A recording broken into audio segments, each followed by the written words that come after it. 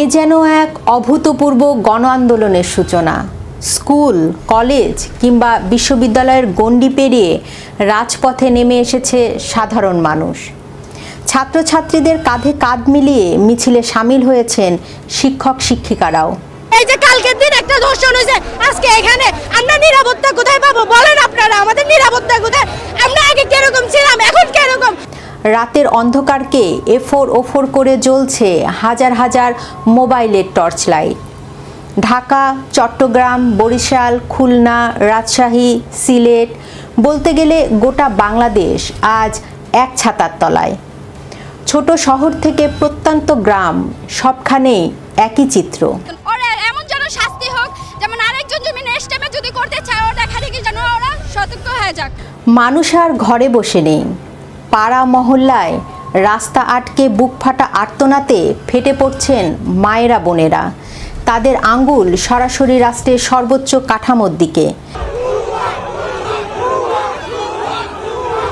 দাবি একটাই, ক্ষমা প্রার্থনা করতে হবে প্রধানমন্ত্রী তারেক রহমান এবং স্বরাষ্ট্রমন্ত্রী সালাউদ্দিন আহমেদকে। প্রশ্ন উঠেছে, স্বাধীন দেশে আমাদের সন্তানরা কেন সুরক্ষিত নয়? কেন বারবার পশুত্বের শিকার হতে হচ্ছে নিষ্পাপ শিশুদের?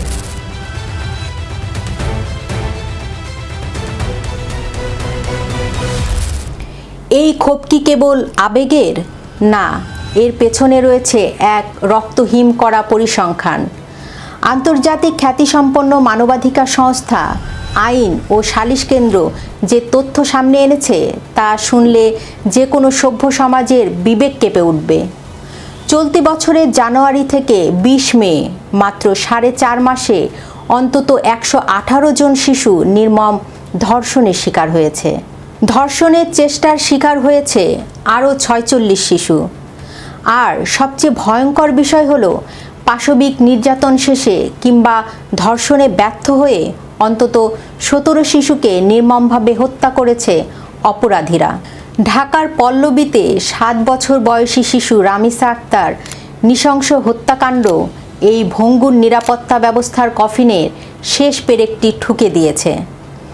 আইন ও সালিশ কেন্দ্র স্পষ্ট ভাষায় জানিয়েছে, এই ঘটনাগুলো কোনো বিচ্ছিন্ন অপরাধ নয়, এটি রাষ্ট্রের চরম ব্যর্থতা এবং সামাজিক জবাবদিহির একটি গভীর সংকট।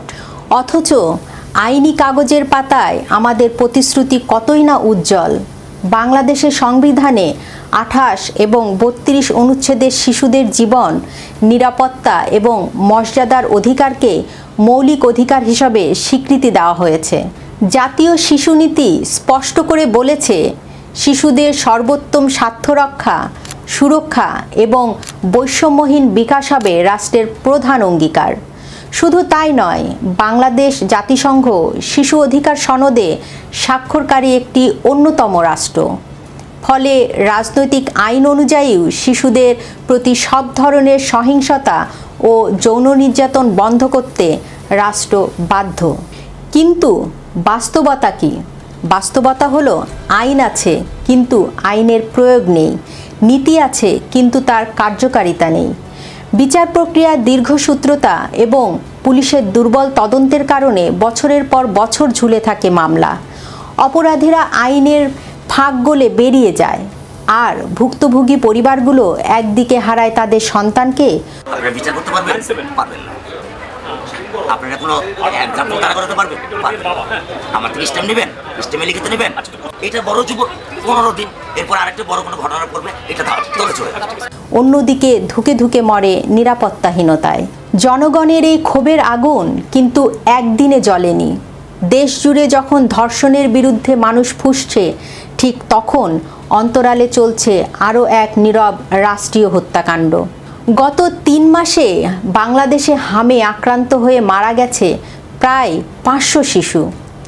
হ্যাঁ, সংখ্যাটি ঠিকই শুনেছেন, ৫০০ শিশু। আরও কয়েক হাজার শিশু হাসপাতালে মৃত্যুর সঙ্গে পাঞ্জা লড়ছে। স্মরণকালের ইতিহাসে বাংলাদেশে কোনো রোগে এভাবে শিশুর মৃত্যুর নজির নেই।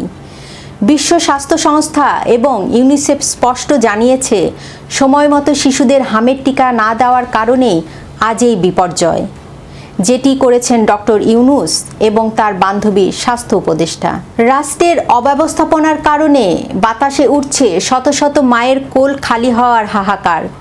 হাম সংক্রমণে এমনি দেশের পরিবেশ তেতে ছিল, তার ওপর যখন যোগ হলো একের পর এক শিশু ধর্ষণ ও হত্যা ঘটনা, তখন দেশের মানুষ আর ঘরে থাকতে পারল না। রাজপথ রূপ নিল এক গণ আদালতে।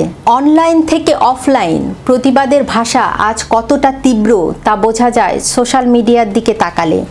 শারমিন আরা নামে এক গণমাধ্যম কর্মী একটি সরকারি হাসপাতাল থেকে ফেসবুক লাইভে আসেন। তার কোলে ছিল মাত্র 3 বছরের একটি নিষ্পাপ শিশু। লাইভে কেঁদে ওঠেন তিনি। অভিযোগ করেন এই 3 বছরের শিশুটিও রক্ষা পায়নি ধর্ষকের হাত থেকে। তিনি দাবি তোলেন, আমরা এই সমাজ দিয়ে কি করব যদি আমরা আমাদের শিশুকে রক্ষা করতেই না পারি? তবে ধর্ষকদের প্রকাশ্যে ফাঁসি দিয়ে কঠোর সাজার দৃষ্টান্ত স্থাপন করা হোক। এদিকে ঢাকার মিরপুরে পল্লবীতে নিহত 8 বছরের শিশু রামিসার জানাজায় যখন গত বুধবার বিকেলে সম্পন্ন হচ্ছিল, ঠিক তখনই তৈরি হয় এক রাজনৈতিক ও সামাজিক বিতর্কের।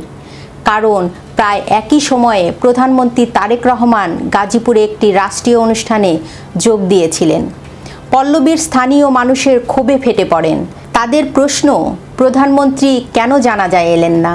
কেন দেশের প্রধানমন্ত্রী কিংবা স্বরাষ্ট্রমন্ত্রী নিহত শিশুর বাবার চোখের পানি মুছতে একটিবারের জন্য ছুটে এলেন না? তীব্র জনরোষের মুখে পড়ে অবশেষে বৃহস্পতিবার রাতে রামিসার বাড়িতে যান প্রধানমন্ত্রী তারেক রহমান। রামিসার বাবা মাকে সান্ত্বনা দিয়ে দ্রুত ন্যায় বিচারের আশ্বাস দেন। কিন্তু বাংলাদেশের মানুষ কি এই আশ্বাসে শান্ত হতে পারছে? জনগণের এই অবিশ্বাসের পেছনে রয়েছে 1 বছরের পুরনো এক অতীত ইতিহাস। ঠিক 1 বছর আগে 2025 সালে 5ই মার্চ মাগুরা শ্রীপুর উপজেলায় 3য় শ্রেণীর ছাত্রী আসিয়াকে এইভাবেই ধর্ষণ ও হত্যা করা হয়েছিল। সে সময় তৎকালীন বিএনপির ভারপ্রাপ্ত চেয়ারম্যান এবং বর্তমান প্রধানমন্ত্রী তারেক রহমান দূর লন্ডন থেকে আসিয়ার পরিবারের সঙ্গে কথা বলেছিলেন। দেশের মানুষের সামনে ঘোষণা দিয়েছিলেন তিনি ন্যায় বিচারের পক্ষে থাকবেন। কিন্তু আজ 1 বছর পার হয়ে গেলেও আসিয়ার হত্যার খুনিদের সাজার রায় কার্যকর হয়নি। ফাইলবন্দি হয়ে আছে বিচার। ফলে স্বাভাবিকভাবেই আজ দেশের মানুষ বলছে এই আশ্বাস কেবলই জনরোষ থেকে বাঁচার এক লোক দেখানো সান্ত্বনা। আজ পরিস্থিতি এমন এক জায়গায় দাঁড়িয়েছে যেখানে ক্ষোভের ভাষা রাজনৈতিক মোড় নিচ্ছে। রাস্তায় নেমে নারীরা প্রকাশ্যে স্লোগান দিচ্ছেন, শেখ হাসিনার আমলে নারী ও শিশুরা নিরাপদে ছিল। প্রবল জনক্ষোভের মুখে আজ ব্যাকফুটে বর্তমান বিএনপি সরকার। আইন শৃঙ্খলার এই চরম অবনতি, স্বাস্থ্য খাতের ব্যর্থতা আর বিচারহীনতার সংস্কৃতি কি তবে দেশের রাজনৈতিক সমীকরণ বদলে দেবে? যে মানুষগুলো এক বুক আশা নিয়ে পরিবর্তন চেয়েছিল, আজ তারাই রাজপথে দাঁড়িয়ে শেখ হাসিনার আমলের তুলনা টানছে। তাহলে কি সরকার কঠোর পদক্ষেপ নিয়ে এই ক্ষোভ প্রশমন করতে পারবে? ক্ষমতার চেয়ার বড় নাকি শিশুর জীবন? এই প্রশ্নের উত্তর রাষ্ট্রকে আজ দিতেই হবে। আপনার কি মনে হয় সরকারের এই ব্যর্থতা কি আসলেই বড় কোনো রাজনৈতিক পরিবর্তনের ইঙ্গিত? জানান আপনার মতামত। ভিডিওটি শেয়ার করুন, লাইক দিন, সম্ভব হলে চ্যানেলটি সাবস্ক্রাইব করুন। এতক্ষণ সঙ্গে থাকার জন্য ধন্যবাদ। মিরপুরে যে দুর্ঘটনা হয়েছে, তারা এখান থেকে সঠিক বিচার না করলে সারা বাংলাদেশের মানুষ নিরাপদ নয়। চাচ্ছি কি এটারে মনে ফাঁসি দেখ।